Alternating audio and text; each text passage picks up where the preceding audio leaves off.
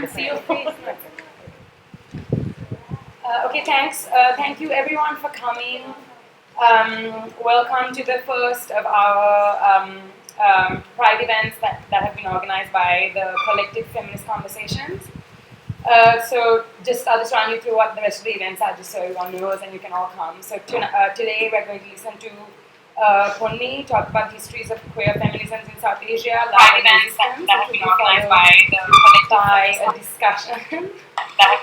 And then tomorrow morning here, so everything's happening here. Tomorrow morning we're going to do parallel sessions with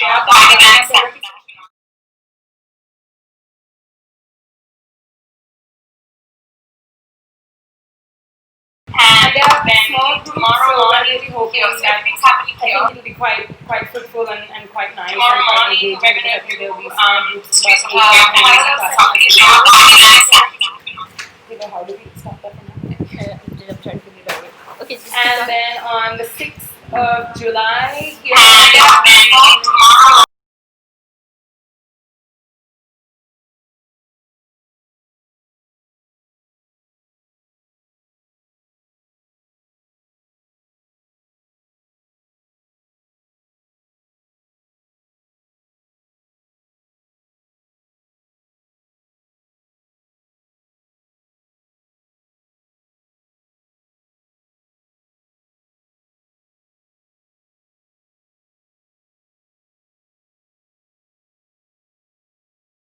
We just ask people to sign up. It's not mandatory. It's just for us to get a better sense of how many people are coming and who's coming, etc. It's not like a strict thing though. So if you have people saying, "Oh, I haven't registered. Is it okay? Can I come?"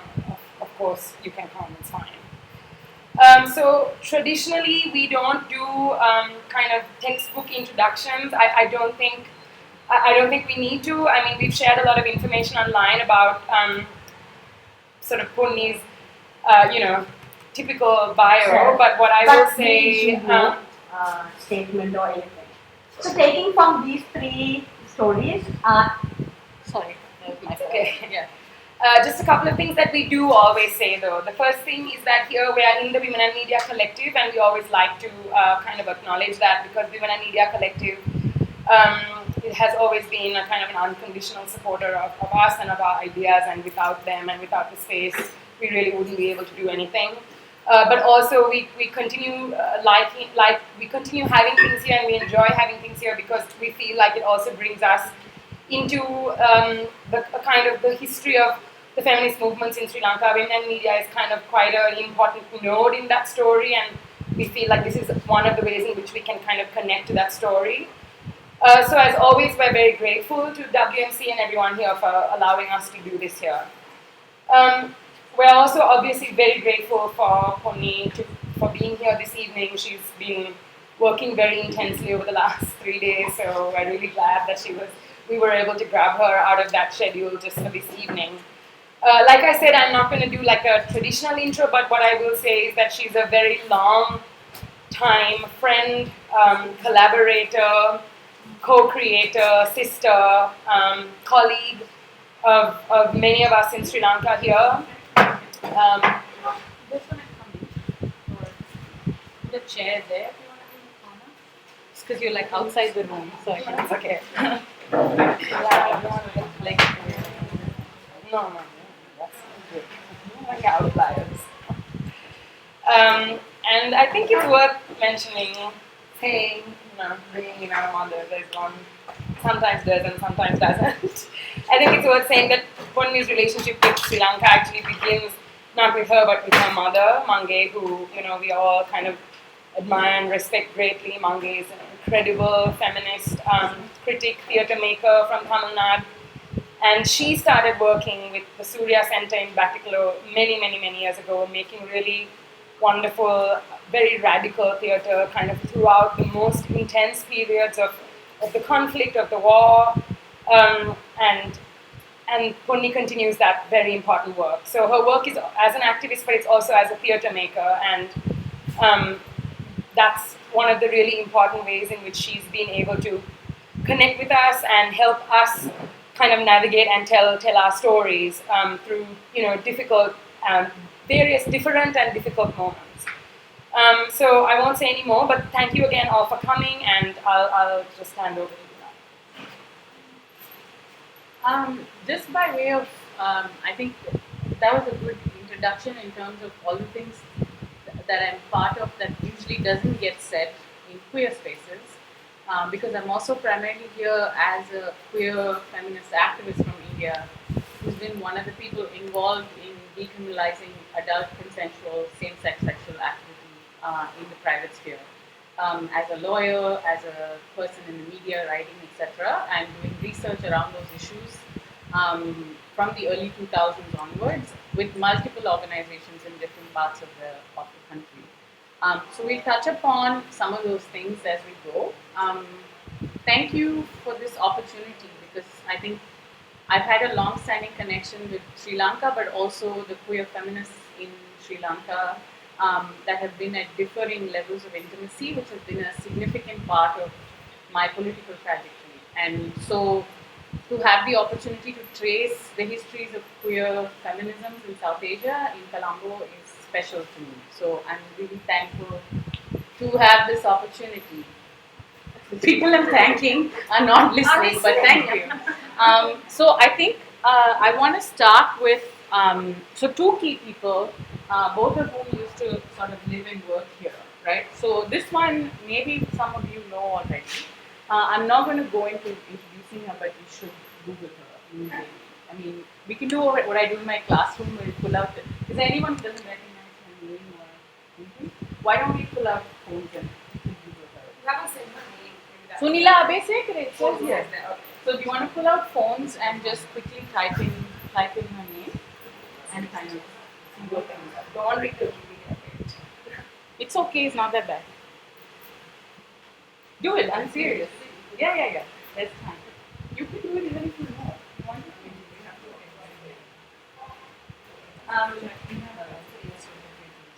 So you don't have to do it. It's just easier than listening to you talk about anything. We're going to Google stuff anyway. So. Keeps going away.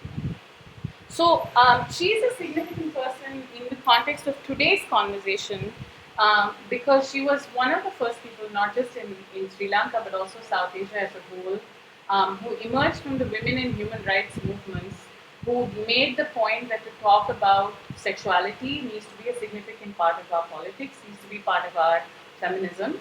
And what is known more widely about her is the work that had been done at the international level, in terms of policy, etc., the awards and so on and so forth. But one of the other important things she did was to sort of initiate feminist relationships across different countries in the region. And she was a significant part of me getting involved in queer sort of spaces and sexuality in general at the international level, but queer spaces specifically in Sri Lanka as well, as a co-mother who we agreed with, disagreed with, fought with, learned from, etc. Right? I think from there I want to go and play a small part of this speech.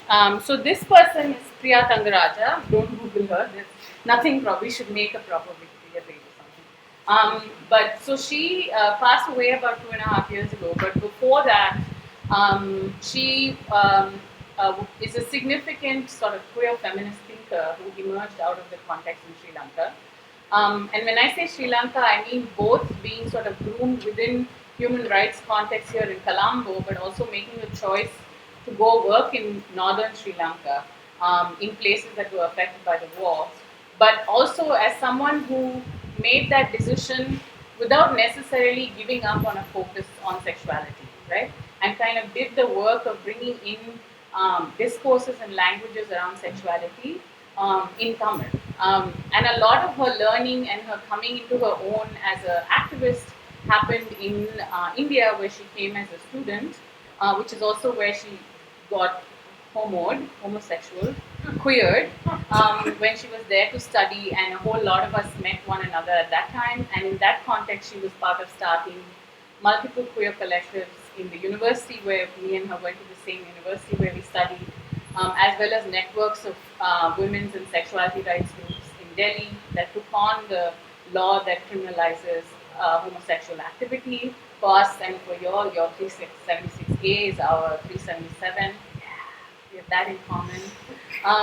And she was part of so the JNU Students Queer Collective as a university was part of.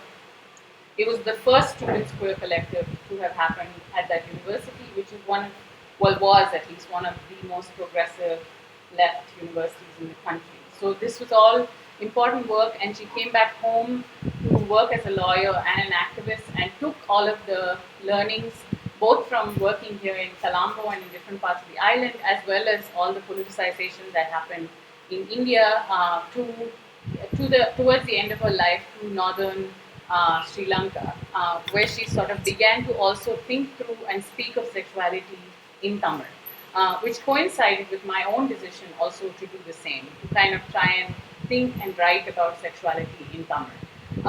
So in that particular sense, I think we have a very specific and sort of specific place of folks who are politicized within queer communities that are urban, that are metropolitan, that are English speaking, but made a very conscious political decision to be queer the vernacular way, so to speak, right? And to kind of take our identity, our being, and the politics that comes with it to the spaces we were otherwise interested in by virtue of having been born within a particular cultural linguistic community that we then chose to get involved in as activists. So I think I think this is the end of her speech. I think it sets a nice stage for how I would like to try and map the history of South Asian queer feminisms. So, on to Priya Tangaraja. I'll also wrap up in terms of asking some questions about how is this intergenerational conversation, what are the kind of challenges we face. With Sri Lanka specifically, I think one of the biggest challenges is funding and funding-oriented work.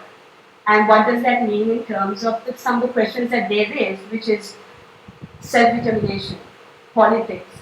NGOs and funding projects don't allow for that. You need to, and this is the thing, I think it's minimalizing to say, but it's also true in a sense that I grew up my whole life in the war. And in 2010 when the war ended, 2009 and to now, and I said peace sucks. It really sucks. Because the kind of hope and aspiration one had in a sense is not there. And the guts you had at a certain sense, you don't have anymore because of the success of the state. The state is so successful in giving you things to fight on a daily basis that the larger aspirations that you had have kind of gone inside, and you are fighting for development, you're fighting for the 5 houses or the 10 houses, the 25 taps or the 3 taps, as opposed to the larger question of one which is of self-determination. For all communities, including communities that are not talked about, the plantation workers, the Berger community, the tribal communities. So that's been a huge challenge for us. And two, I think, is this framework that requires what's happening to be atrocious. All women who came through the Mulli-Baikal thing were raped. No, but they were not. Then are we not worth talking about? Where the government writes a response to the CEDAW thing and says only 5.6% of military cases regarding rape is there. And we're like, no, there's more. Why could they say, okay, that's only 5.6? That is a problem for us. We don't want the 5.6. But we are stuck in this whole thing of having to fulfill this international, regional thing of this atrocious history and atrocious violence that is taking place, while people are doing what you all said, negotiating on an everyday basis and having small victories, while demanding for greater justice and equality. So that is a huge challenge, I think. So then my questions are to feminists in Sri Lanka and to us here, including the next generation, is that one is how are we need to rethink the frameworks within which we are working. How are we going to do that? What about women who can't be counted? who can't fulfill this number game, who can't fulfill the criteria that the feminist movement itself has built. Two, I think, is this heteronormative framework we're stuck with. And I mean, as a queer activist working in Sri Lanka, that is one of my biggest struggles. That you were told for the 30 years, 40 years of the war, wait till the war is over, we will talk about sexuality issues not there. Then we come 30 years later and they said, wait, now this is terrible peace. So let's talk about the terrible peace that is happening. And you will somehow work yourself through this situation. And the one realization I have is we can't break one chain and then break the next. If we're going to break it, we're going to break it all together, or all of you are trapped. All of us are trapped. All the shackles will remain if we don't break those shackles now. And third is the feminist movement's regression back into the idea of the nation state. I think that is the difference that has happened, is that when maybe Uma, when Sunila, when you all work, I think that's an imagination, maybe because partition just had happened, there was the memory of independence, there was an imagination of breaking down the nation state. Whereas now everyone is within the nation state. They're negotiating within the nation state. The nation state is exactly like the family. It gives you so much work within the family, so much work within the state, you will not think outside it. Then you will stay trapped within that. So, and I want to take off from what Dolly said, which is that there is this rupture of family in the north. But our hope is that we'll get back to the family. You know, the men will wake up, then we'll all start producing children, we'll live in these little huts, in these houses.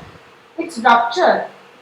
This is our opportunity to imagine of different alternative systems. As a queer person, that is my need, an alternative system, you know. So how are we going to do those kinds of things? What are the kind of conversations we are going to be having? If India is going to keep saying Nandigram is bad, but Sampur is not bad, this is Chhattisgarh is bad, Northeast is bad, you know, if this is the way we are going to have dialogues, then they've succeeded. And we have failed, I think. And that's not possible. And I think what I was thinking was that maybe the earlier generation walked in and became sinful by challenging things. This generation, we are already sinful. So we are going to challenge, and I think to engage and bring, because also what the older generation has is a strong sense of class politics, a strong sense of caste politics, which the next generation doesn't have. For example, if you look at queer movement, there's absolutely no class politics in it sometimes, you know. It is a very, it's in a certain space. And so that's why the need for the feminist engagement. But also, I mean, it's like I've been in 2 panels now, and I also find it like, why is it that I, as the queer person, always raise a queer question? It's about time the rest of the feminists raise it, and I'll raise something else, you know. So, thank you. So just to kind of, the reason why I think it was important to start with these two is that this is your queer feminist heritage, right? Right here, more than anybody else. It's also mine, but it's yours in a way that you need to kind of put on the map and make part of a commonsensical history of how we think about queer feminist thinking. And it's not just a question of like giving people their due. It's just that in those 4 or 5 minutes, I think what Priya has done for the purpose of this talk is kind of to talk about the 2, at least 2, if not more, interventions that queer feminism has always made in the South Asian context. And if we just think of it as 2 kind of directions, right? And one of those interventions has been within feminist or women's movements. And another one of those interventions has been within LGBT struggles, right? What we may call the LGBT struggles.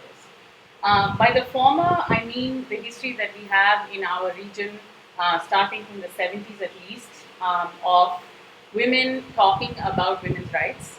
And thankfully for us, unlike other cultural contexts, our women's and feminist movements have always been deeply rooted in a politics of class, in our case, caste, ethnicity, thinking about religious fundamentalism, communalism, etc. It was never one that believed in a generic idea of the woman and how she must have rights.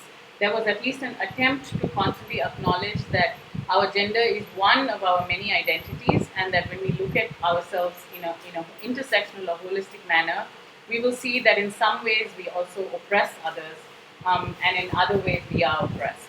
And the women in feminist movement has always been, the thinking around it, the organizing around it was always led by people who are also grounded in quote unquote other struggles. So much so that you didn't have to call them other struggles in the 70s. It was all intermeshed, right? I'm saying other struggles because for our generation, those movements have been differentiated. But they were part of civil rights struggles, they were part of left movements, trade union movements, they were part of movements for self-determination in some cases, they were part of fighting religious fundamentalism, environmental struggles, anti-caste struggles, you name it, there were feminists amongst them, right? And it had a long history. And then on the other hand, we have our fellow homos, as I like to call them, and of course, you know, yeah, I'm saying this generically, as we know there are many different terms and many different words that many of us may use to describe ourselves. That as a politics in our context emerges primarily as an identity-based politics about an individual person feeling a particular way about their gender or sexual orientation, which is not allowed within the societies that we live in, which is not allowed because of the practices of marriage, child rearing, etc., which is not allowed because of the dichotomy of gender. That movement seems to have been initiated by a couple of things. One is a particular history of people being out in public as lesbian, gay, bisexual, and transgendered folks, which emerged from other contexts. So we're talking, this is Pride Month here. Pride emerges out of the Stonewall riots, which was actually led by trans women from working class backgrounds in a small bar where they took on police who were violent towards them. But that then grew into a movement that was based on the individual asserting their self based on any sexual orientation or gender identity. In our context, the other major thing that has pushed forth these identities finding space in the public sphere is HIV/AIDS funding. And this was not all the letters in LGBT. We're primarily talking about gay men and trans women. And trans women are also particular in our case because we have traditional communities of trans women, Aravani in Tamil, Hijra in Urdu, and who've been there since time immemorial, as it were, and who had particular roles in society, ritualistic roles that have been displaced since, etc. So HIV funding was able to address these two groups of people who were prone to the virus. And new identities were formed because of HIV/AIDS-based funding, like men who have sex with men, like double-decker, like Kothi. These are all terms that emerged out of organizing that happened within communities that engaged in a wide array of gender and sexual practices that were getting the funding from these NGOs who were trying to prevent the virus from spreading amongst communities. But meanwhile, there was another sort of thing that was river, stream that was feeding into LGBT struggles, and that was the aunties who were kind of getting it on with each other since the 80s at least, if not before that. Many of them not out, right? But trying very much. So, for example, one of the first sessions in so in India, they started having these things called the Autonomous Women's Movement Conferences from 1980 onwards. They were being autonomous from the state and autonomous from left political parties, which is the only two contexts in which they were functioning before that. So that's the explanation for the word autonomous. So those spaces were very important, collectively run, really exciting. They would have these annual meetings. So in 1990, they had the first session on single women. Every time I say it, I have to laugh, right? Single women. Single women was code for raging lesbian, essentially. And they talk about how, and I've been documenting some of this history of the women's movement in India, and this Calicut conference is epic, right, for many different reasons, including this single women session. And so this is the first time they try to come together and in this weird sort of thing, talk about what their issues were as older women who had decided not to marry, not to have children, who were within the women's movement. This is all they said. But then they were getting everyone in the room who knows the rest of the description, don't have to say it. And they were protecting themselves from their fellow feminist sister, right? And even the single women session, the handwritten sort of notices they had put up in the conference venue because it has hundreds of people, those were pulled down, right? They were ripped off. But the other history for us to remember is that this session, which was organized by pretty politically sound, the generation of women's movement people who were also connected to the so-called other movements, in spite of that, their session coincided with another session on gender and caste, right? And even today, even all these years later, they still talk about, we don't know, maybe we shouldn't have put it at that time. I don't know, because there was a lot of really exciting left-thinking feminists who went to the other session, who went to the gender and caste session. And we will kind of never know whether they went to that session because of their political standpoint, or they went to their session because they weren't going to look in the mirror and face who they were actually attracted to or sleeping with, right? Secretly, we don't know that, or whether it was a combination of both. But I think as a historical moment, it's really, it teaches us something 18 years later, that these two coincided with each other. And then after that, of course, by the time like the 2000s rolled around, now they have like queer women and queer and trans women session. The last National Autonomous Women's Movement meeting, there was a huge uproar and a breakdown because non-biologically assigned gender female at birth people were not allowed to come into the conference, and this was challenged by a cis man who identifies not all every day as a cis man.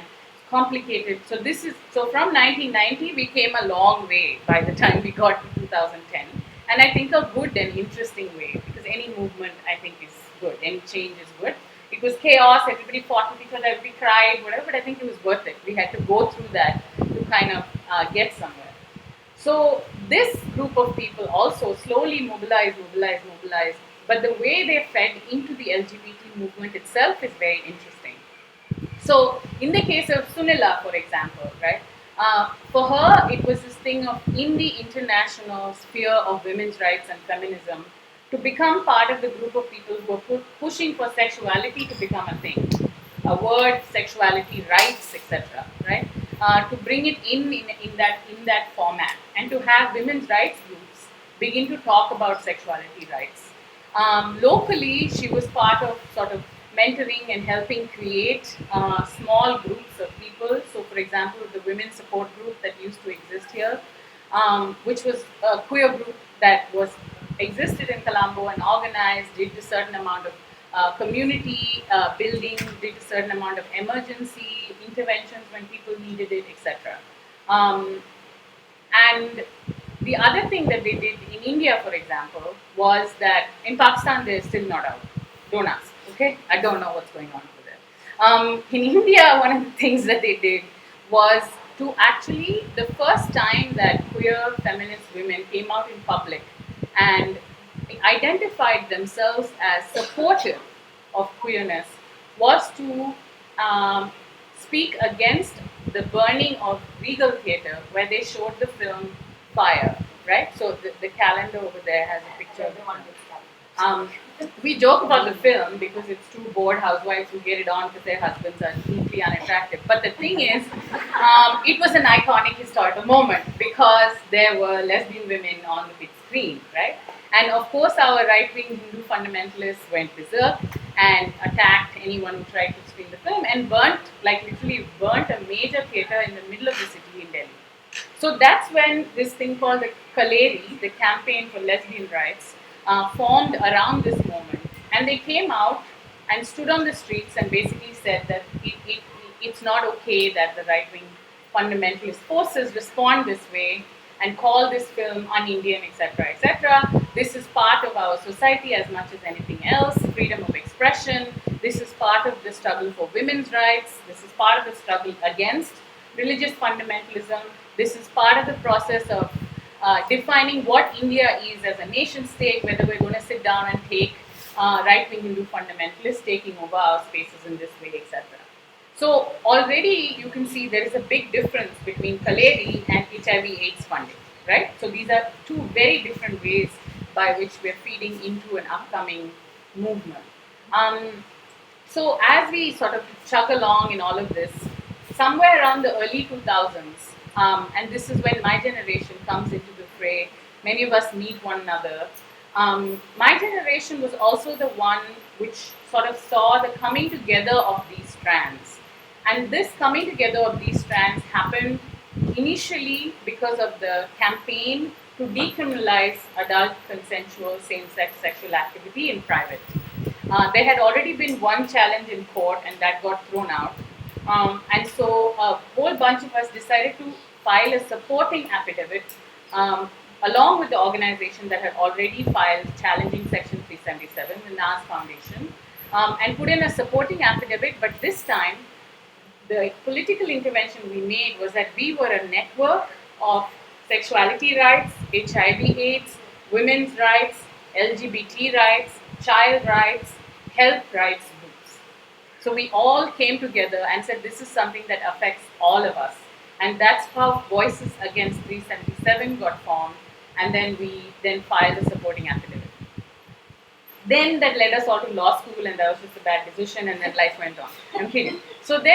So as that battle happened and as that coming together happened, one of the things that has become clearer and clearer since that process in the early 2000s is that there are actually huge differences amongst us. And a lot of these differences have blew up at our moment of victory, in fact, where we did manage to get ourselves decriminalized for a second, right?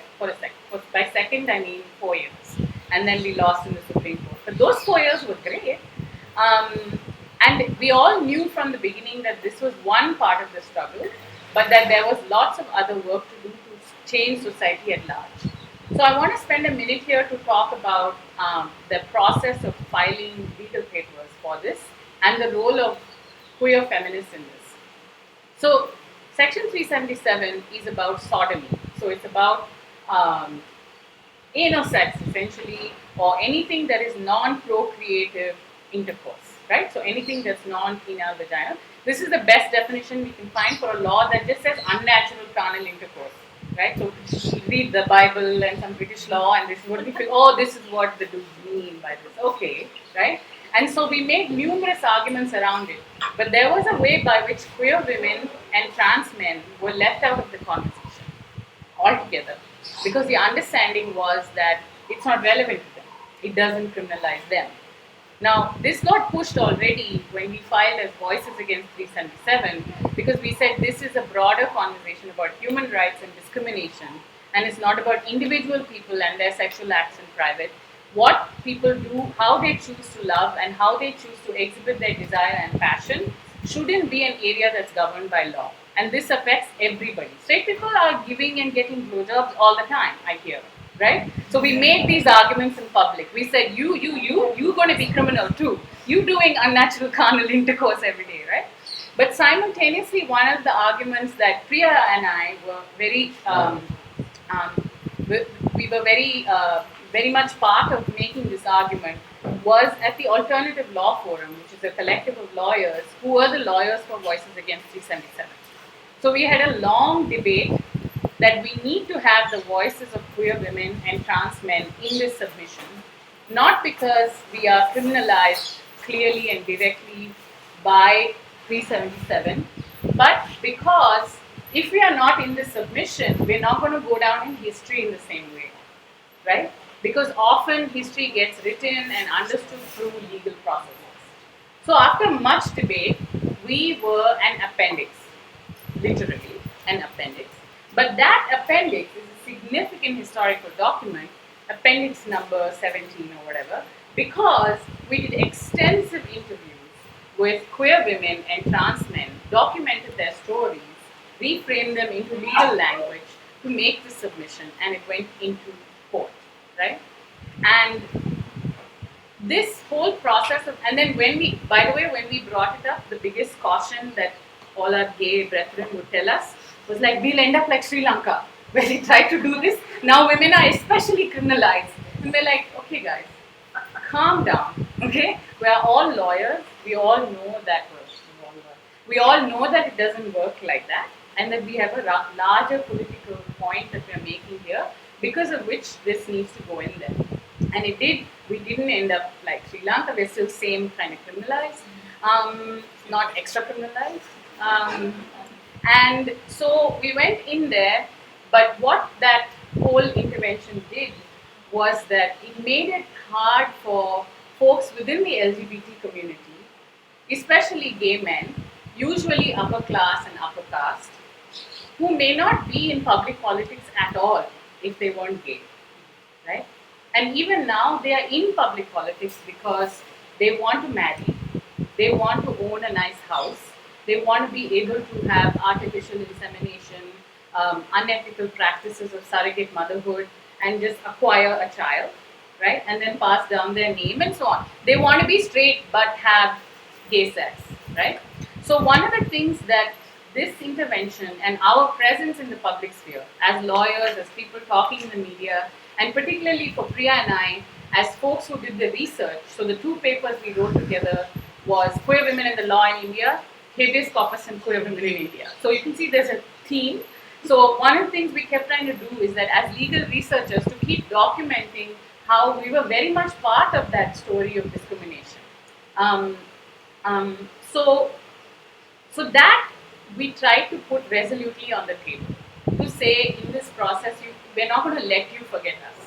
We are also here, essentially. And meanwhile, a similar process with the women's movement. And the interesting story is when we would negotiate for the Women's Day March in Delhi, which means a coming together of left party-based women's organizations, women's NGOs, not just left actually, all parties-based women's organizations, women's rights NGOs. They're called the Seven Sisters. There are 7 of them, sisters, and they would have this meeting to come up with the write up to distribute at the march every year, and that is usually a very dramatic meeting. So some of us had become part of the public politics, so we would go to this meeting, and then we would say, we should try and talk about queer women and trans men. And they'll be like, no, we have important issues of food and shelter and, So then we would say, and this is the thing, right? Because we were not people who were to argue with that per se. We're not the upper class gay boys who will stand on the street and talk about their oppression while treating their domestic worker like shit, right? We are not those people. We are folks, as Priya said, that the chains, everybody's held, chain, break, whatever that thing that she said. So that's where we come from, right? So that's where we came from already. And we saw the women's movement as our lineage and our heritage. So we're sitting in this room trying to have this argument or debate or conversation, very patient, very quiet, to kind of try and make the point that food and shelter is just as important as sexuality, is just as important as food and shelter, right? And we would borrow from arguments that were made around domestic violence, for instance, or dowry, or sati, or any of these arguments that they themselves have made for, by this point, 3 decades, to say, why were you talking about domestic violence and family, and talking about socioeconomic rights of women in the context of violence? You did this for women. It is the extension of that we are asking you for, that you don't just defend the rights of the wife who will get beat up, but defend the rights of all women and trans men who were born women, went through all the oppressions, choose to be of another gender. So to be fair, we weren't so good on the trans men stuff in the beginning, till the trans men came along and we're like, oh shit, this is like, then we had our debates and fights and so on and so forth. I call them macho, they call me cis, and so on and so forth. So now we are much better, but in the beginning we were not, right? But we tried to use their own arguments to make the argument. And this went on and on till they would be working in like a slum area. You all say slum, right? Slum area, okay. So, and then there would be like a couple, right? 2 girls, one of them could be butch, or like he may decide to be trans one day kind of person. And they would be like, oh my God, this is what these girls were talking about the other day at the meeting. And they wouldn't know what to do, right? So one of the earliest ways of negotiating that with them was to say, okay, You don't put it on the thing this year.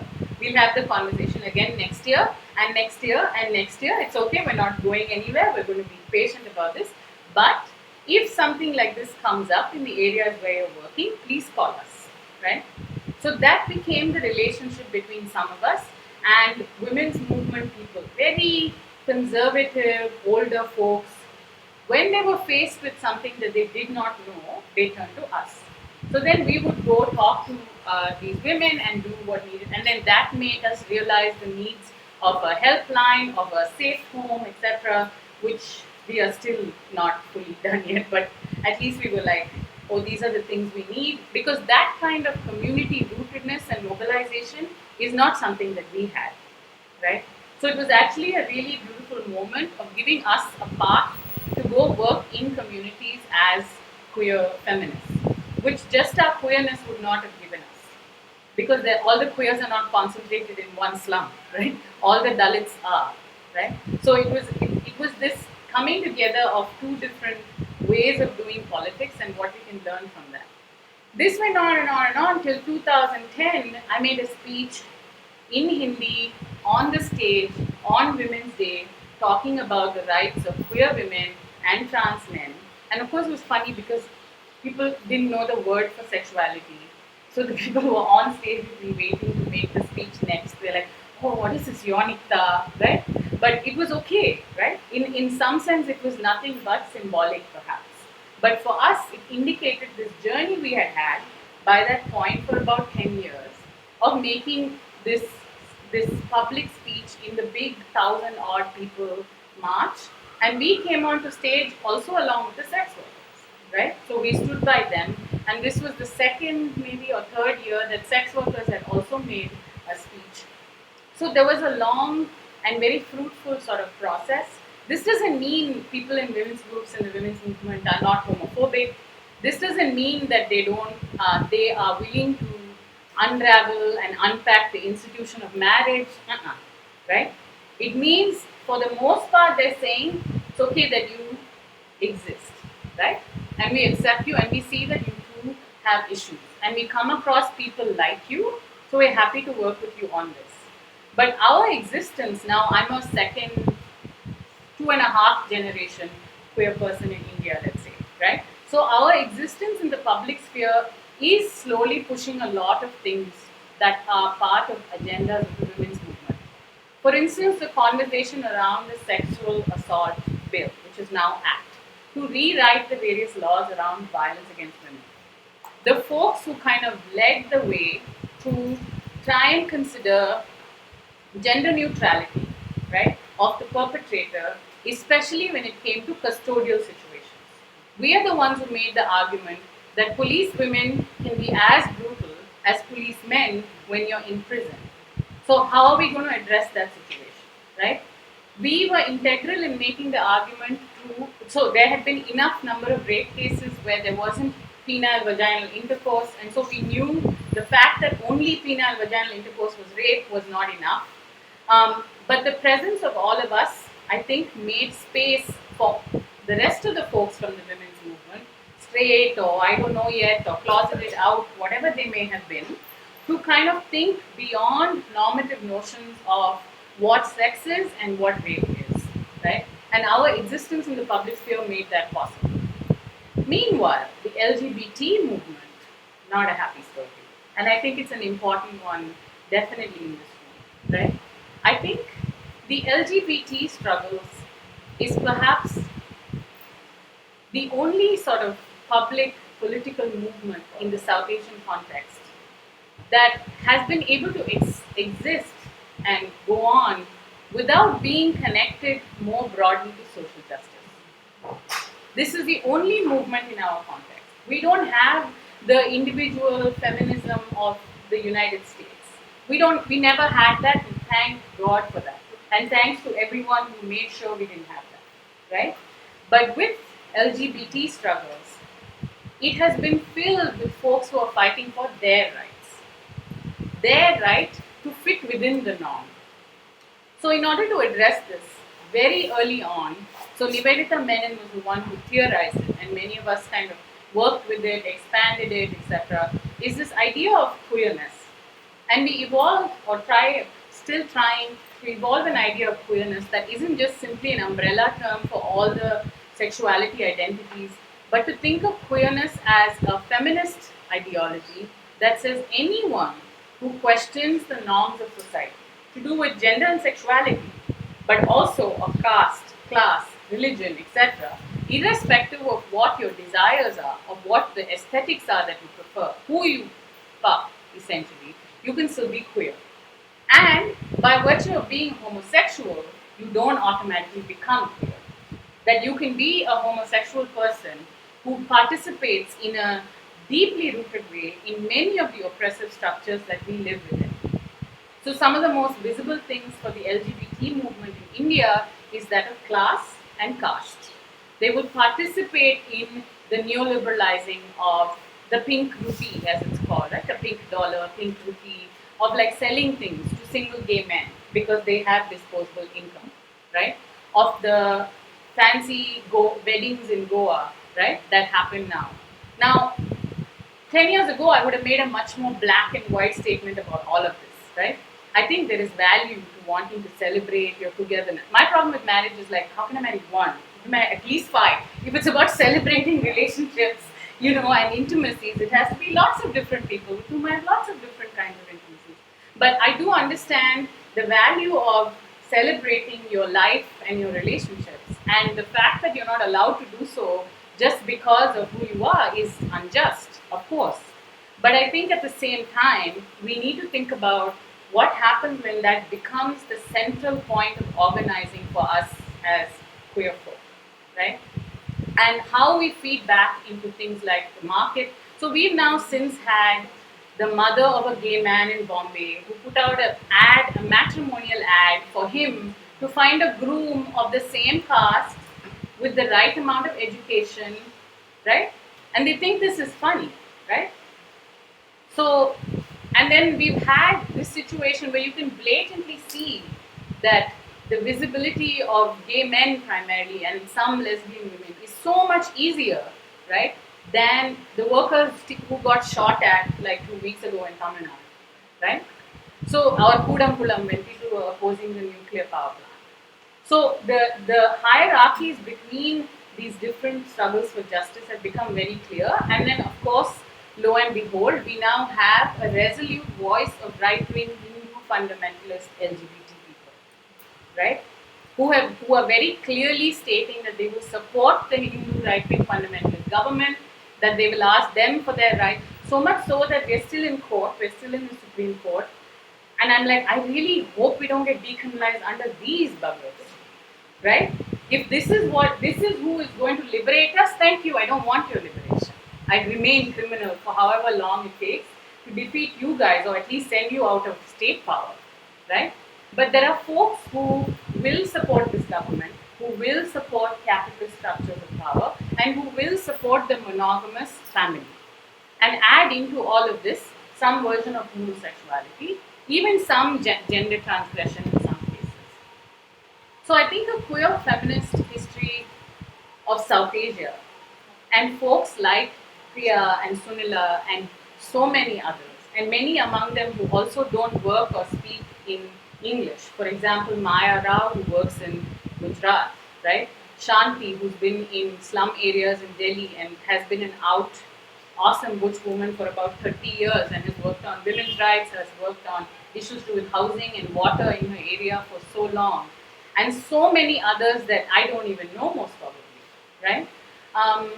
All of these people, our interventions have tried to bring sexuality, desire, pleasure, and an imagination of a universe where we are not bound by biological relationships alone, where we are not bound by marriage, creative relationships alone, but this worldview that we all have the space and the right to create systems of support for ourselves that gives space for us to be whoever we want to be. So this intervention within feminist movements and then with the LGBT struggles to say this thing over and over again of like, you can't just ask for your rights.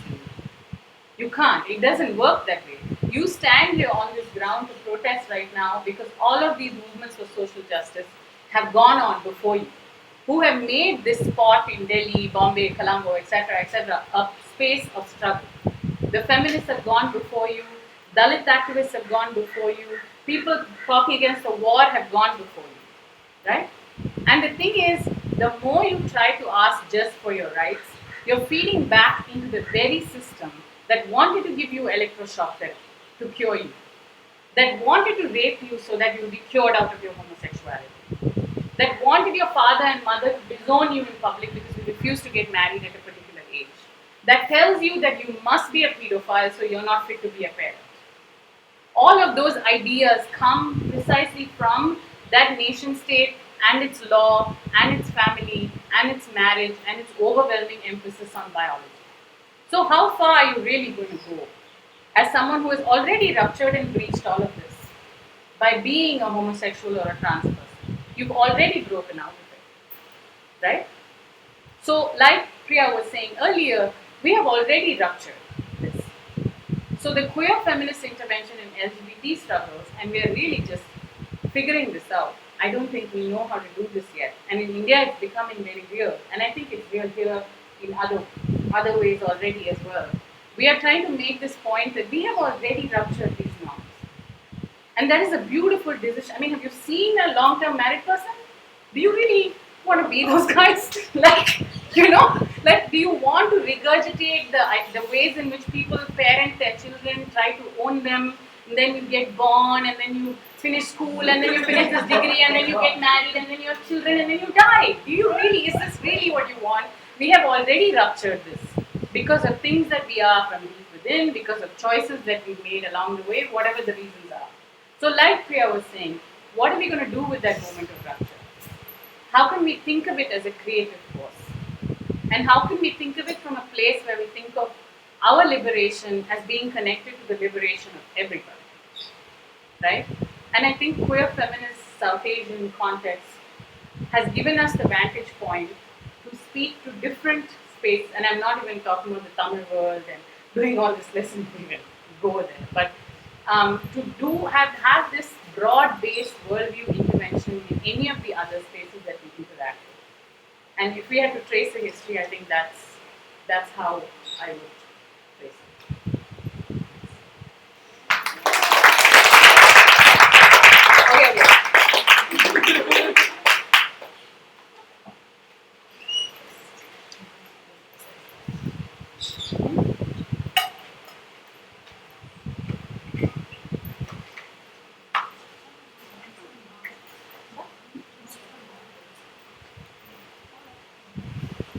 Any questions or any comments or thoughts or anything like that? I was just wondering, just because you kind of swept over certain historical sort of points, I just want to be sure that we're all on the same page because it's so interesting and it's so important, and like we shouldn't kind of not know we shouldn't not clarify. Was there anything that like you'd like clarification on, like the thing that she spoke about in the Sri Lankan law, the 365A, that women are specifically implicated? I mean, does everyone know that? Yeah, so in 96, yeah, so I mean, basically what Ponni was talking about was the fact that the criminalization law is a colonial law, right? It's from 1890 something. So, and it's almost word for word the same as it is in the Indian Penal Code. It's about sodomy, it's about acts against the order of nature. So it didn't specifically criminalize lesbians, basically, of course, because like you said, they couldn't even imagine that women had sexuality, leave alone women had sexuality that was divergent to the heteronormative family structure where you had sex to reproduce with your, married husband, with your legal partner. So they kind of just, I guess, in some weird, what we like to say is like a weird twist of gender equality, decided to specifically criminalize women in same-sex acts as well in around the 90s. So it's actually much, much more recent.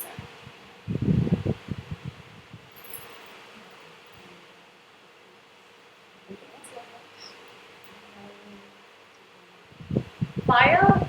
Yeah, the fire I was wondering about. Maybe you want to Shall I say tell you the story? Yeah. No. Shall I talk about fire? Yeah, I think maybe Okay. something. Because Kaleri, again, I think you kind of just Yeah. said the name, but maybe Yeah. you can say it more. Yeah.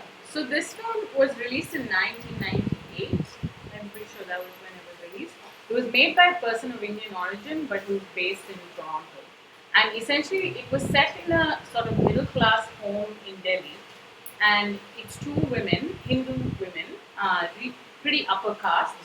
And the the younger daughter-in-law comes into the house after marriage, and through a set of sort of complex circumstances, mostly to do with kind of not finding a connection with their respective husbands and kind of just having this very drab life, they end up being attracted to or falling in love with one another. And it's also slightly intergenerational in that sense. The younger one kind of jazzes things up a little bit for the older one. They have this scene where they dance together, it's really beautiful. And they actually end up having sex with one another and then get caught, and then they run away from home. And the scene ends with them ending up in the Hazrat Nizamuddin Dargah in Delhi, which is also not a random choice because that is a dargah of the Sufi saint called Hazrat Nizamuddin, whose lover was Amir Khusro, the male poet, who is buried literally like across the little thingy from him. They're both buried together essentially. And every Thursday, Qawwali singers, which is a traditional form of singing in some parts of northern India and Pakistan and Bangladesh, they sing Ahmed Khusro's poetry to Hazrat Nizamuddin every week, right? So it's like we call it the Homo Dargah, and we all go regularly and grew up there. So in the film, they use that history, right, and that heritage when these women end up. Also, it is a place you would run to. Like it is a place you can go into easily and sit. Lots of poor people just sleep there. They're fed by the Dargah people, etc. But the meaning they were trying to communicate was also that we have a long tradition of queer sexualities in our context. So when the film was released, and then when the theaters were burnt down, etc., by right-wing Hindu fundamentalist groups, Kaleri was formed among people who already knew each other from having been part of women's movements and women's rights organizations in Delhi. And so they then decided that they needed to say something in public. And they framed it as campaign for lesbian rights. And apparently there was a long debate about what to call it. And the decisions had the term lesbian in it, which I will archive at some point soon enough. But they all speak about how whether they should have just called it sexuality of women. But it's important for me because they called it campaign for lesbian rights, right? And they came out in public holding a placard saying campaign for lesbian rights and spoke about these broad-eyed issues. So that's fire. And just the manifesto, again the language, the term lesbian emergence, which is again something that's almost sort of like of legendary proportions even for us. Like we kind of grew up hearing about these women sitting in this coffee house writing this manifesto, which is about lesbian emergence. And I think because it's so much about becoming visible, and I mean of course the thing that we captured here is the photograph that became most famous from the protest, the counter protest, was one of the activists holding this sign that says Indian and lesbian.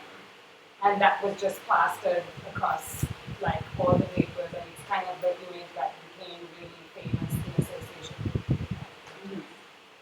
And they kept trying to make us hold that placard, and we were like, no, Kashmir, India is complicated. But you can just say lesbian.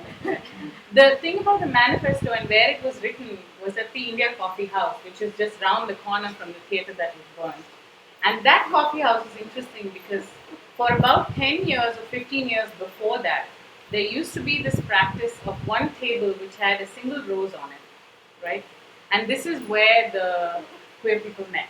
So it was primarily homosexual men who knew that you have to look for the table for the single rose, and that's where they would meet. But it's also the cafe where people working on land rights, on Dalit rights, everything under the sun, we all met. So there would be times when we would go to like 4 meetings in one evening to different tables. But for queerness specifically, the Red Rose table was also at the India Coffee House. And then after Kaleri wrote the manifesto there, we formed another organization called Prism, Anjuman, like Priya had her standard order at India Coffee House, for instance, right? We all did. So we all sort of grew up building this movement in that one space. Yeah.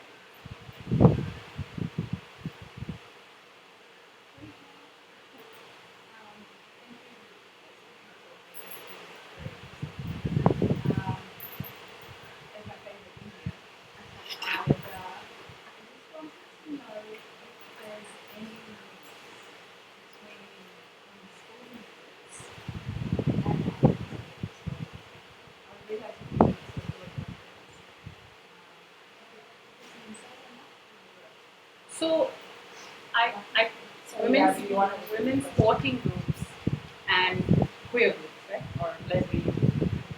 Huh? Yeah. Yeah. So no one's out yet, right? So the thing is, we know of queer folks in the hockey teams at the state level and national level. We know of queer women in the cricket team at the state levels and national levels. So in terms of a public presence, folks aren't out yet. But soon enough, I think it's a yeah. Then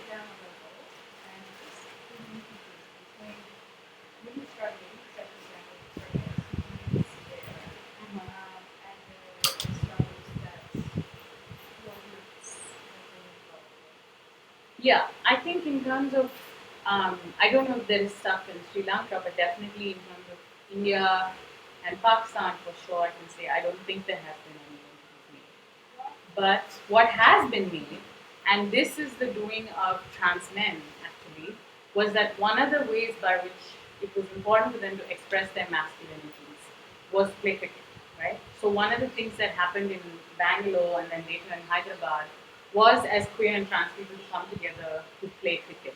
But as we began doing that, it was interesting because girls don't play cricket on the street either, right? So it was this thing where the cisgendered queer women were also like, so we would have these matches where every Sunday actually when we would play. I mean, I actually played cricket, but like there were lots of bad cricket playing. But the point was that we would come together and take up space in ways that weren't like explicitly political, quote unquote, but yet were actually so deeply political.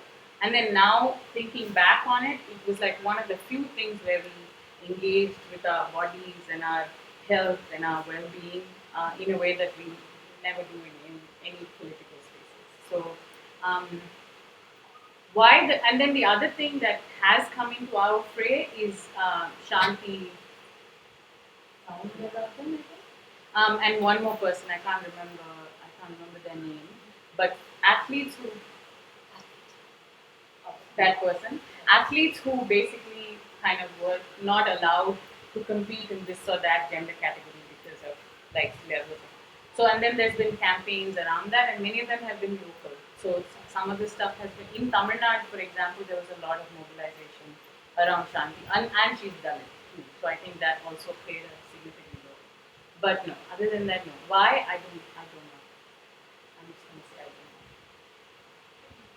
don't know. And just to add on that thing, she actually won her case in this arbitration court. She's one of the athletes that's been prevented from competing at the Olympic level because of like naturally occurring testosterone. They have this like crazy arbitrary ceiling limit that they think like women shouldn't have above a certain level of naturally occurring testosterone. And she was actually won her case, which was I think there was quite a lot of support at the community level for her in India, which hasn't been the same for Castle and things like that.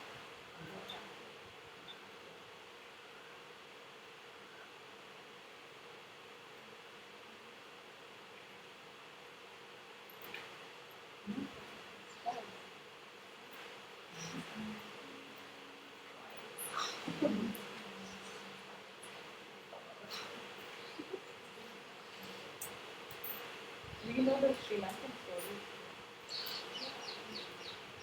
And I'm just thinking a lot about what you were saying about the LGBT movements and the sort of liberalization. And they are very much issues that we contend with here. Um, but I mean, I think it's multiple kind of things happen at the same time. So like I think at least what I understand or what I experience is that while there are LGBT spaces which are completely devoid of any kind of class analysis or analysis of other labor issues or socio-economic issues or the cultural issues that are clearly for upper middle class urban uh, corporate people even. Not corporate, but people who have certain kind of job also. And actually even some of the sort of pride celebrations have kind of interestingly taken on. There are like corporate events. There's corporate roundtable. There's a thing called I don't want to say names, but there are different events that are being celebrated as a part of the series of pride events that are also interestingly now kind of quite openly saying this is who we are. So I think we are definitely in that moment. Um, I think the other thing that we are struggling with is that there is a lack of space for queer women and trans men to come together since the WSG dissolved as an organization. I mean, we tried, I guess there's more physical space. I mean, the relationships continue, and the friendships continue, and the community continues, but that sort of infrastructural support for space, for holding space, is tough. So, if anyone else wants to add anything in Sri Lanka. You might have spoken about this. I don't know why you got the name, that's not yeah. We started with the No. We started with the speech. Let's sentence for that. Are you So it's so activism here, LGBT activism here obviously there's no start point, there's a start point. But publicly companions on the journey, and then the famous happening that there was the back room, and in the back room the women's support group goes up from pressing them, using that space, and then becoming its own autonomous entity. And interestingly, I think again not necessarily acknowledged is that individual women in the women's movement, feminists, either, and I can't remember this history, whether we went voluntarily or whether we were invited and we tried to support particularly what companions were doing, and support the women's support group when we had some kind of public persona. And then tried, again, Marie doesn't tell me, the first time we tried to make public LGBT rights within public activism in the women's movement was, I think it was a Women's Day demonstration. When we tried to allow space for I think it was then the women's support group to come in to be part of that demonstration. And we did it, but without real discussion. But that was a moment when that was still possible, with some women saying, oh, Baba, they're here, and other women saying it's perfectly all right.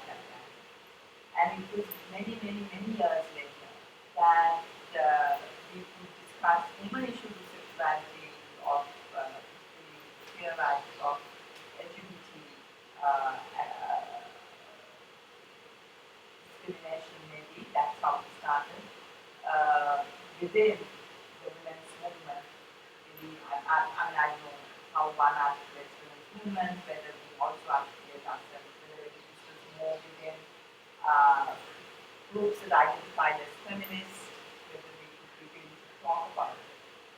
And the uncertainties around that, whether we were at some level welcome to do that, or whether we shouldn't, whether we should. I mean, given, for example, the history of ethnic politics in this country, we have the right to speak on behalf of, verbally speaking on behalf of. Wasn't this also part of our struggle? Shouldn't this also be part of our struggle? I think we are at that point where within the women's movement, women's groups, some women's groups, that conversation is emerging. But where it actually manifested itself quite strongly was 2 years ago when the constitution making process happened, the consultative process around the new constitution happened with the Public Representations Committee. When women's groups initially were very reluctant to go before it on any issue, saying this is legally, we don't understand it, we don't know anything about the constitution, we should be there, to discussing within groups a range of concerns that they wanted to take before the PRC. And then looking at the equality clause in the constitution and saying we would support social rights, yeah? And then talking of Article 16, which we said we would discriminatory laws, and also then talking specifically of Article 55, the constitution and we want to do. So some women's groups did that publicly, at public level. While LGBT groups also, of course, that is very much part of their agenda. And it's interesting now coming to think, I don't know whether LGBT groups raised any of the other issues, socio-economic rights, which we wanted, made justiciable, the repeal of the Muslim Marriage Act, for example, and so on. But women's groups certainly began to raise some of these issues publicly. And still there is that uncertainty about whether women's groups can take on some of these concerns publicly in the absence of, especially for, say, lesbian rights, the absence of groups that are talking about it from within the LGBT community. Maybe a second for equal rights at this point. So there's still a bit of, I think one of the not. Yeah. One of the steps we skipped, and now that hearing you speak, it reminds me, we skipped this I'm speaking as your ally phase. When we challenged our elders in terms of sexuality and normativity, it was about everybody. It was not, oh, my beloved auntie, feminist mother, come speak as an ally straight woman for me. It was, how can we all articulate a queerness for us? This is not to say that there wasn't a separate LGBT identity. I mean, I'm criminal, you're not, right? But at the same time, as a political standpoint, we skipped that step. In Delhi, in Bombay, we skipped this thing of talking to women's organizations or women's movements, asking them to be allies. We spoke of it from the perspective of movements against violence against women. And as you said, as we represent women in cases of violence against women, are we just, so the sex workers had done it before us. They asked, why are you only representing wives? Can we not be raped? In court, you go to court with a sex worker, a judge after judge will tell you, how can you rape her? She's a sex worker, right?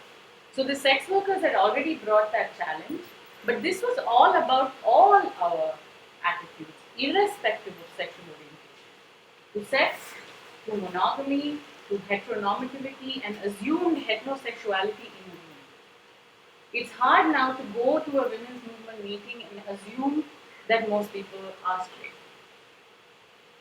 What we have is not equal representation of straight and gay. What we have is we could be anything.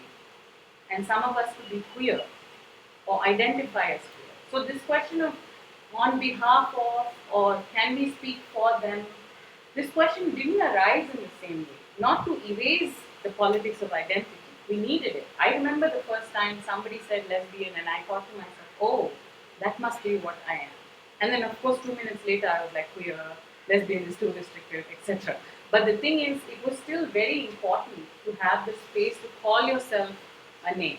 It was important. But we also knew the limitations of that. And we also knew the power of a broader solidarity that was pushing everybody to question normativity on the whole. And that normativity and questioning of it, so for example, with the LGBT corporate, etc., just to give examples of what we've done, one of the things we try to do is to keep Pride resolutely unfunded. No funding from anybody. Of course, it's complicated because you're collecting money for LGBT organizations, 50,000 rupees, no problem. But if this is for land rights, it will take like 3 months, right? I know, I'm aware of that power hierarchy. But within the context of Pride, in Delhi, they've still maintained this thing of it remains solely community funded. And this big joke of how some gay boys one year wanted a float, like the Prides abroad. So, and our friend Deepthi was like, you know those stalls, push carts that you sell vegetables in? She's like, let's hire one of those. And then you all dance on top of it. I'll push it personally for you. Like much cheaper, we can afford it with our community funding. So it's every year it's a struggle. Every year it's a debate. But that's the point by which we have kept our autonomy. So no funding from any organization, company, nothing. And no banners. Nothing but this huge pride flag we made from khadi cloth, no less, right? 10 years ago, for the first Pride, meters and meters and meters, and this poor tailor who had to sew it. And that is the only thing that any of us spoke, apart from other flags and, of course, masks, lots and lots of. Last year it was about pollution as well as being closeted, but masks.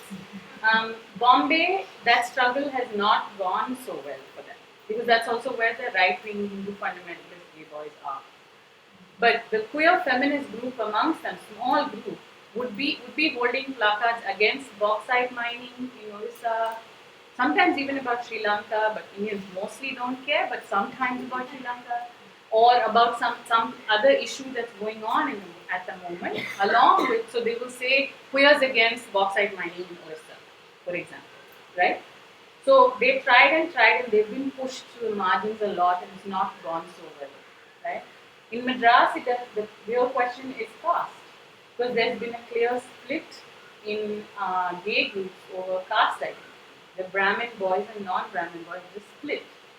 And feminists, on the other hand, have been more comfortable with working with hijra groups and kind of doing this kind of more of an allyship language of standing with gay men and lesbian women, but not as much taken on the point about queerness, that this is about all our normativities.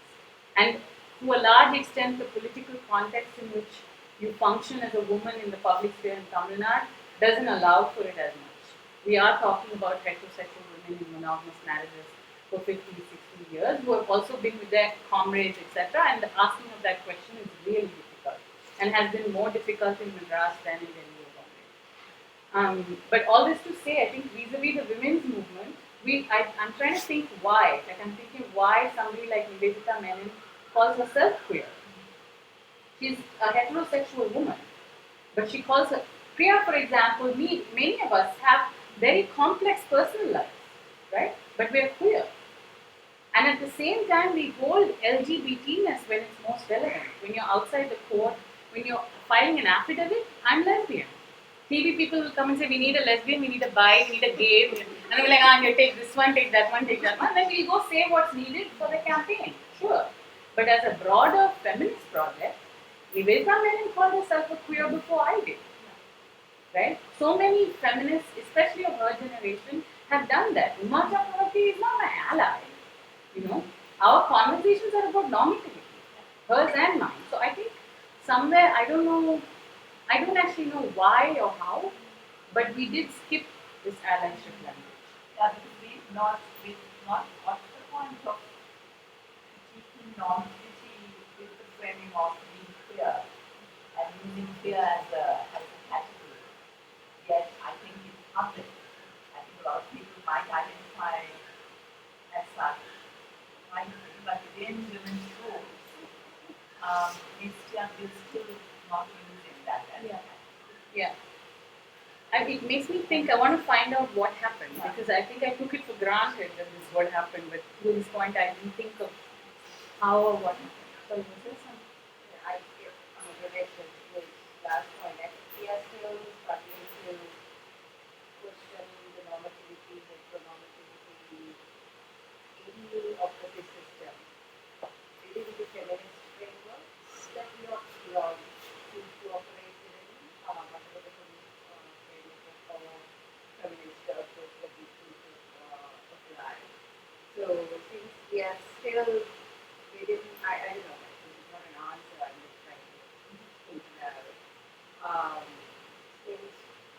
was struggling to kind of incorporate various aspects of feminism and have a sense of collective struggle in the country.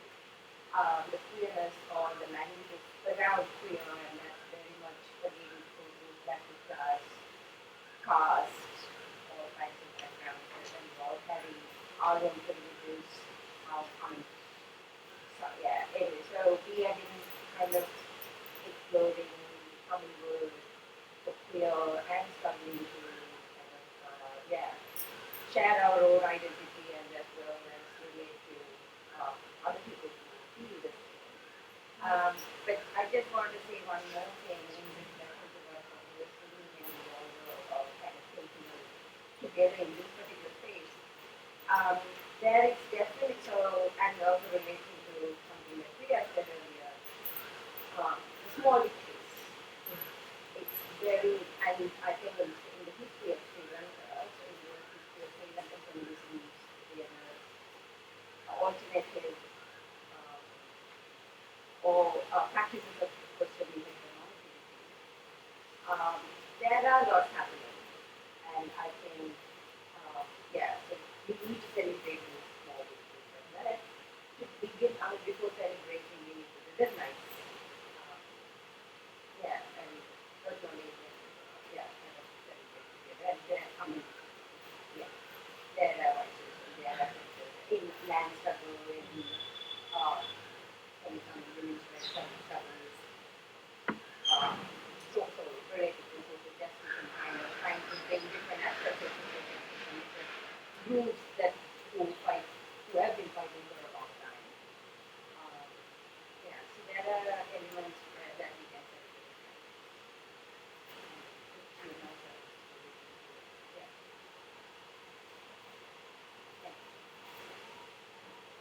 I think just to go back to this love and resistance and connect it to the allyship or not and queer question, one of the reasons perhaps that we skipped this was that so much of the mobilization and organizing were based on a range of relationships.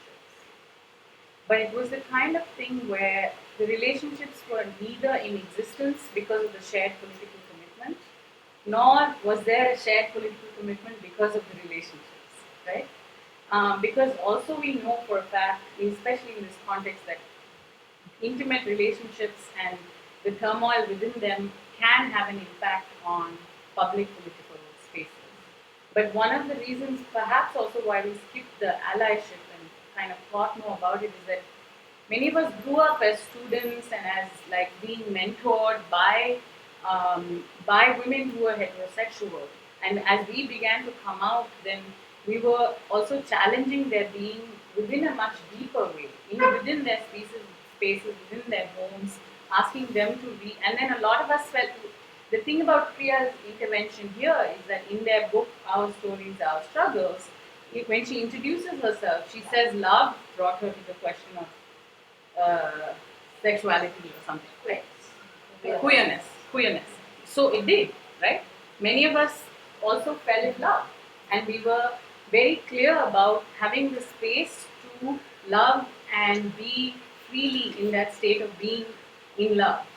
And that as a strategy to change the world, that you emanate a certain energy, and then this is not just about romantic love, it's also about a much broader web of people that you construct around you. That takes a lot of work, years, as much as any social movement does.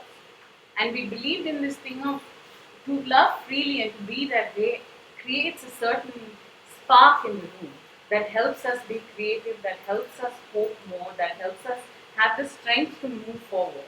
And that's something I think we did it because we were not allowed to be in love openly. So then we would be like, yeah, now we're going to be openly in love only, and I'm going to hold your hand. And of course, there's flip sides. Now you can't hold hands and get away with it in India because we've made all these lesbians so famous. So when people want to be in their private selves, they can't. And sometimes I know that's complicated. But the thing is, when we did that, I think all folks, irrespective of sexual orientation, in many of our movement spaces, also saw the strength of that, saw what energy we brought into the room. We weren't bound in the same way. We refused to be bound in the same way. right?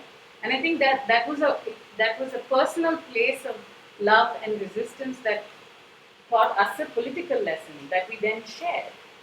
That I think people saw, right? Like, so maybe that's also part of it. And Priya does that in Tamil, right? That thing is in Tamil. And so it's not that we are trying to just be out in Tamil words by explaining what queers or translating. Just to be a 34-year-old unmarried woman and then to kind of make visible the different points in your life, who your friends are, who your support structures are, in itself is such a significant thing. And again, over and over again, to make the space for yourself on your land with people who speak the language you speak, which is free, where you can be who you are, doesn't always have to mean calling yourself a particular category. You can find freedom with or without those categories, I think. But I think, yeah, and for you to be relatable to people, and that it's a process, etc. But the bottom line was that sense of openness and love and freedom. I really like, we don't talk about this seriously enough, but we definitely placed on the table love as a way of thinking through politics. And from their kindness, from their care to some extent, but definitely love more than anything else. Sorry, yeah. You mentioned monogamy in relation to queerness a couple of times, and I was just wondering, maybe even personally, how that connected to, or how that connects to your definition of queerness in this. Because, I mean, before today, I didn't really think of queerness as an objection of either. Queerness as an objection to monogamy. Mm-hmm. Or Yeah. just an understanding of something beyond. Yeah. So it's a Marxist notion, really, right? So because the monogamous family is a creation that has to go along with private property, right? So we weren't the first to critique monogamy at all. It goes back to feminist struggles and other social movements in the Western world, but also in our world. We don't talk about it enough, but you think about left movements and so on. People negotiated love and intimacies in many ways. I think the only difference again with us is that we're open about it. We're out about it. But I think the fundamental critique is that it is one other part of heteronormativity, essentially, right? To be monogamous as a default way of being in a coupledom was yet another part of heteronormativity. And so our question was, how can we leave that unquestioned? In terms of journeys, I think it's actually rather complicated. And I think there's the language to speak about it we haven't come up with. In the Western world, they've evolved more categories, like primary partner and something. And then it's like friends of mine in the Western world who are in non-monogamous relationships, it looks exhausting to me. So I don't know what and then some folks here are also doing similar things where like this evening I'll be with this lover, that evening, and there's like an Excel sheet.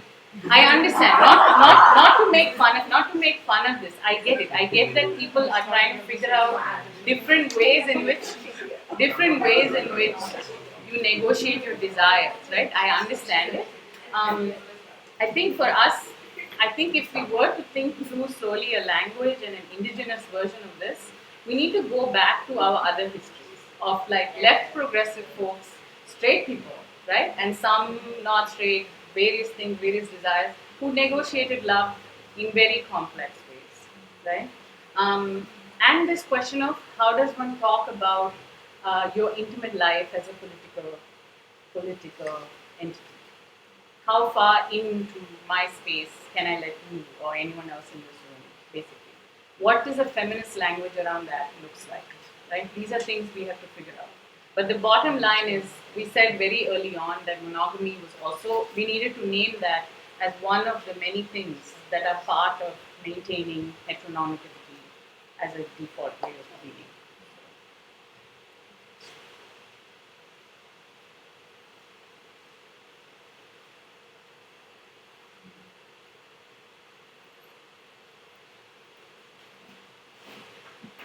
Done.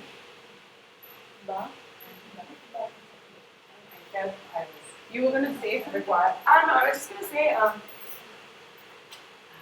just want to say two things. One was about the what you were saying about love, because again, I was just going to say another thing that I kind of see and observe, that I feel like even the language of love has been co-opted in the LGBT movements, like the whole, it's been like liberal-fied and neoliberal-fied, and again, the whole love is love stuff, like we're all the same stuff, all our love is the same kind of stuff, is very much there, and it's very much kind of, again, I feel needs to be, we need to keep politicizing, radicalizing the language of love, because it's so important to us in queer spaces and after the movement.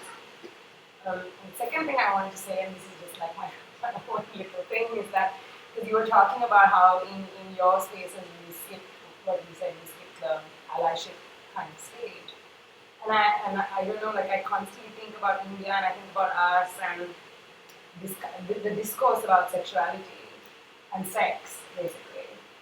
And I think, I don't know, like I always think about India, like I feel like you guys have this amazing sex workers.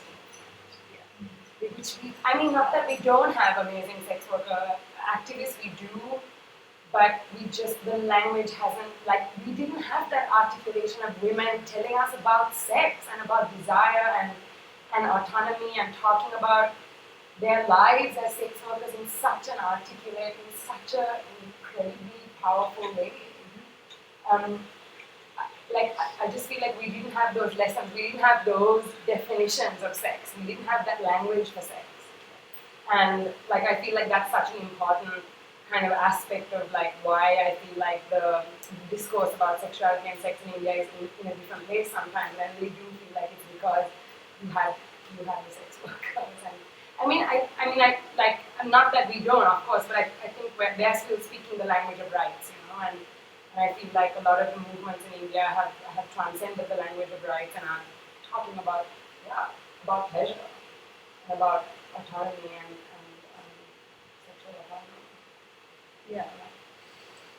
I do think it's important to kind of take into consideration like a space that's also openly or not so openly grappling with the idea of reconstructing society or social fabric, right? And the assumption then, so in the Tamil areas, for example, this intense resurgence of family this, family that, morality like par excellence, all our boys are watching porn or this and such thing is increased, etc. Because that is the measure of social rupture, and the solution to that is the normative family, right? So that's the way in which we imagine that, and in other places in Sri Lanka too, like some version of. So I think to kind of think about rebuilding society but not be bound by family, and a feminist language for that is a very specific kind of project or process, and I think we should acknowledge that and think slowly about how, because even with the sex workers, it was one group who blew up the sex stuff. Everyone else was like human rights, HIV rights, very valuable, saving life kind of journeys, but it was the women in Sangli, and Meena Sheshu, yet another heterosexual woman, as queer as it gets, right? They were the folks who would kind of push the bar on, like, in queer spaces and in feminist spaces, and say we need to talk about sex, what happens to our bodies, so that we can understand rape better. Like, look at the Me Too movement or the lists that we had of sexual harassers in India. You all will have your list soon enough, I believe in you. It's a very destructive moment for sure, but it's also a very creative moment to name many of my friends on that list, and it's heartbreaking, but it's also true. In that moment, we're all sitting here and we're thinking like, my God, I feel like some raging lesbian who doesn't understand how straight people don't know the difference between assault and sex, right? And some of the things that sex workers, I think some of them, like Sangram and these folks did for us, is to give that language of what pleasure and sex looks like, can look like, the awesomeness of it, and what are the different forms that sexual violence can take. And to think of those as being in a continuum, and that becoming a commonsensical feminist standpoint for everybody. But this is all well and good because, as I was saying yesterday, we still are struggling to get the women's movement to commit to criminalize marital rape. we still have this exception in the law where you can rape somebody as long as they're a wife, which to me perplexes me every single day. I'm like, this makes absolutely, we just need to get rid of this exception. So there is some process, there is some language, but we still are not. That didn't go in the sexual assault bill. There was a huge debate. We were all there. I was in that room debating this, being like, guys, come on. We're all sharp lawyers. This is nonsense. What is this exception? We fought for like women's rights to divorce. We fought for alimony. We fought for this broad definition of rape. We have the Domestic Violence Act. How is this okay? It's not. What kind of ridiculous exception is this? But no, it didn't make it. It won't go through in Parliament anyway. Many things didn't go through in Parliament anyway. The point is, did we put it in? Are we ready to talk about it? And they still weren't, right? So there's still some ways to go still, but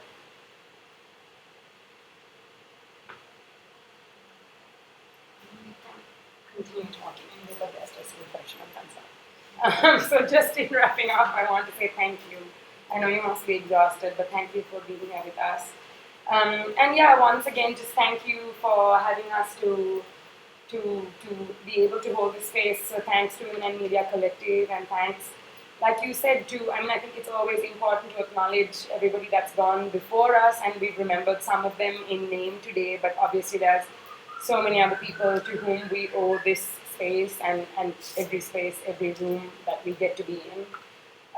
Also, incidentally, it's Lada Rook's birthday today, so I feel like we should remember her as well. She was also another amazing Pakistani artist, activist, who died last year, and was very much a critical part of the previous generation of the Southasian feminist, queer-feminist family. So yeah, it's her birthday today, so it's nice to remember her with this event as well. So thank you everyone for coming, and remember, if you want to come to the rest of the stuff, please do, and you can talk to us more about what's happening. And please stay and have some snacks in the good Sri Lankan way. Thank you.